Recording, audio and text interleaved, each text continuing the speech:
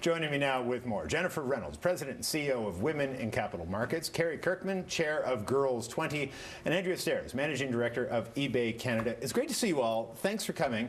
Jennifer, I want to start with you, and on the issue of the pay gap, specifically, what do we need to do to get that closer, if not closed? Well, I think there's a few things. Number one, companies do need to start being transparent. I do think it's important to look at your gender wage gap, and I think a lot of companies actually don't think they have one. Right. And then when they look, and we saw a bunch of technology companies actually do this, and realize, you know what, we do have a gender wage gap. So it's a bit of a proxy, too, for how you're doing on advancing women in your organization. Right. So if you have a look at that, you'll very quickly understand that, well, where are the women here? Well, they're in support roles. They're not in profit and loss roles. They're not heading up divisions, those sorts of things. So I think, step number one is let's have some transparency and look at the problem. I will say part of the issue is women getting into senior roles, but part of it as well is what jobs are women choosing. So are they in the field of technology? Are they engineers? Are they in the world of finance, where those jobs tend to be higher paying STEM fields, basically? Right. So I think we need to think, and we do a lot of work around this, making sure that young women are getting into these fields and that they're not so male dominated where the salaries are typically higher. Well, and that's something that starts back in high school and going into university, and the decisions we make, are we doing the right things to empower those decisions early on? I think there's lots more that can be done, starting from at home, to be quite honest, and the role modeling and the unconscious bias that's created by the environments that kids are growing up in. I believe that until men are equally comfortable in the role of lead parent, I think that women will continue to be at a disadvantage professionally.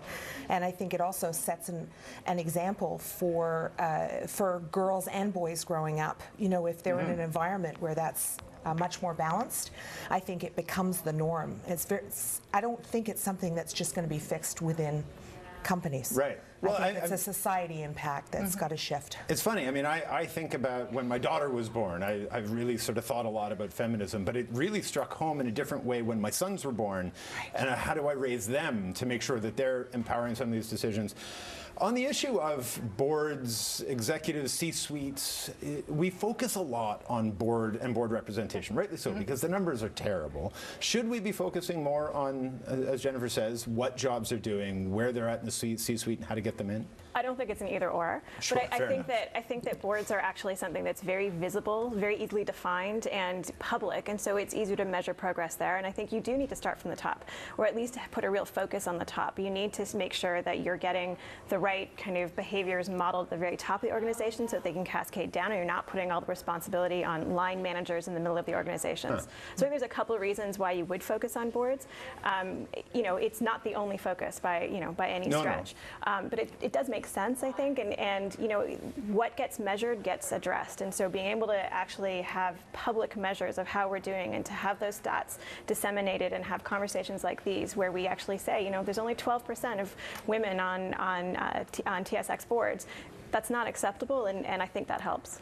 Is data then sort of like whatever it tells us and whatever we're using to measure it, but real data that actually shed light on what's going on, is that sort of the panacea here? And then you can sort of begin to extrapolate what to do, how to sort of introduce policy. Jennifer. Yeah, I think you need to understand the numbers, because I think people are unaware of a couple things. Number one, Canada is behind globally. We lag our OECD We don't peers. think we are often. No, we don't. We think we're diverse and we're doing a great job. We're not. We lag, and so we need to recognize that by looking at our peers, and then we need to understand what are the numbers today. So if we only have 18% of senior executives are women in Canada today, and yet women are 50% of the workforce. We're about close to 40% of middle management roles, and we have been for a couple of decades. Right. So what is going on from that, the middle management up to the senior roles? Clearly there's something wrong with the system.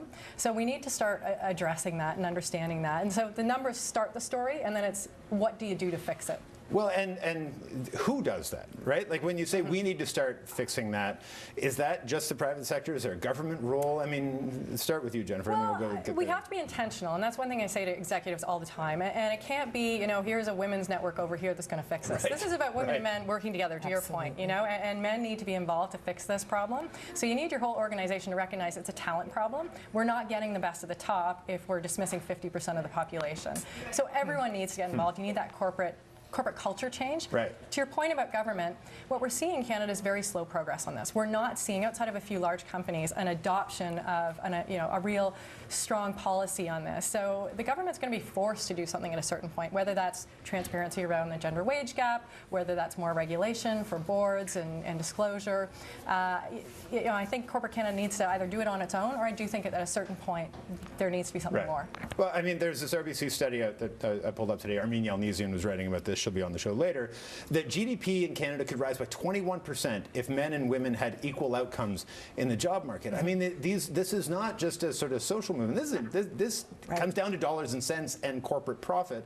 When you're in the corporate boardrooms at Sears or wherever it is, what is the easiest sort of low-hanging fruit to begin to make these steps towards gender equality? You know, I believe there needs to be specific accountability for how the organization manages female talent. And I think that it's not enough to make a broad statement and take a broad position, because the reality is we know that doesn't deliver the results. So I think it's about setting metrics and having even compensation tied to the successful development of future female leaders. And I mean, that's what our organization, at the end of the day, Girls 20, is focused on. It's really developing the leadership skills that these girls require to be well positioned for success once they hit the workforce. I meant to do this off top. Just a brief plug for what it is that Girls 20 does. Sure. Essentially, it's mirrored after the G20. We replace the leaders of the G20 with delegates between the ages of 18 to 23, and they tackle the issues affecting economic empowerment through the eyes of women of these G20 countries. It's fascinating, it's inspiring, because the reality is there's such smart young women that are hungry for direction and leadership and training and investment to be able to go and actually impact the world when they go home to their home countries. Andrea, some advice then. I mean, we're talking about these younger kids that are coming along. You've reached these high levels in the world. What advice do you have for people, and as they sort of work their way up from those ages, from whatever it may be, into the corporate ladder? Yeah, I mean, I think there's a couple things that have worked for me. I think that you need to know that you own your own career, and so number one, you're in charge of it. You need to find, for me, sponsorship has been incredibly impactful. So finding people, men or women at senior levels, who are willing to advocate on your behalf, and having a very clear conversation about where you want to go, where you see yourself, what next role is, and asking them, are you willing to advocate? What kind of content do you need in order to make a case for me? I think that's been incredibly helpful.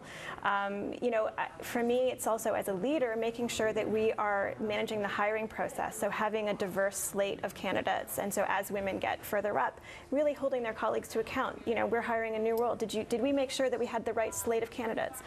It's not saying that it's the responsibility of women only, and particularly junior women, but there is, the more that we make safe places for women to call things out, and then women feel comfortable about calling things out, I think we can make some meaningful progress. And Jennifer, I mean, it's International Women's Day that kind of becomes week and month, but how do we translate this into year? And how do we translate this into a conversation we're having all the time, and making those safe places for people to have these broader conversations about, are we getting this right? That's exactly where we're at in terms of particularly financial institutions or bigger institutions who've been thinking about this. The senior leaders have bought into the business case. They think we should be doing something about this. They're making some eloquent speeches. But what happens when they walk out of the room?